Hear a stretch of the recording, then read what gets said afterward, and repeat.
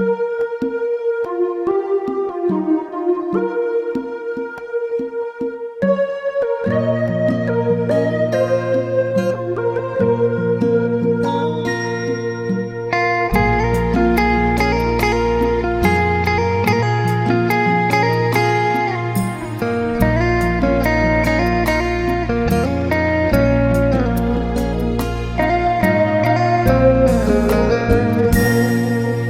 ากรู้ความหมายสายตาที่เอ่ยส่งมาทุกวันสุขทุกข์คอยไถ่ถามกันถ้อยคำซ่อนความลับใดโอ้โอ้โอ้โอ้หัวใจบอกเคยก็เลยสงสัยอยากมีสักวันที่ช่วยแปลความหมายให้เห็น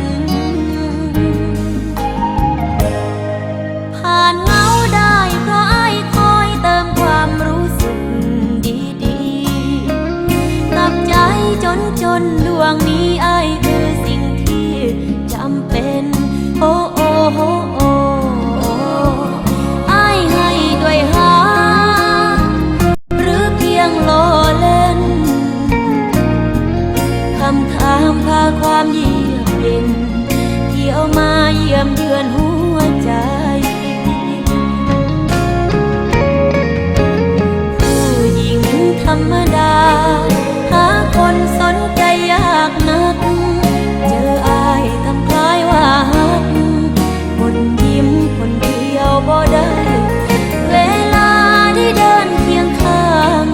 โลกกว้างอุ่นขึ้นอีกหลายเราฟังคำอ้ายเปิดใจก็เหมือนห่างไปทุกที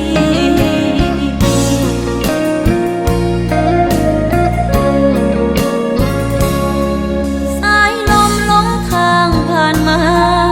ดอกหญ้าข้างทางสั่นไหวก็คงไม่ต่างกับใจหวั่นไหวยามพบอ้ายนี้คนบ่เคยมีหาถูกใจถามทักเป็นปีที่อ้ายทำกับใจนี้บ่ฮู้คือฮักหรือบ่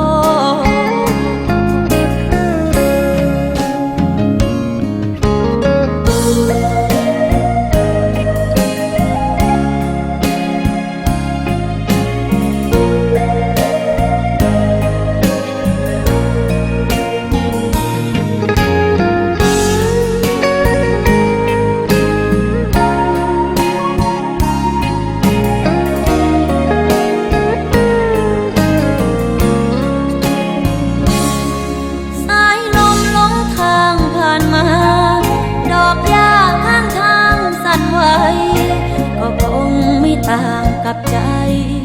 หวั่นไหวยามพบอ้ายนี้คนบ่เค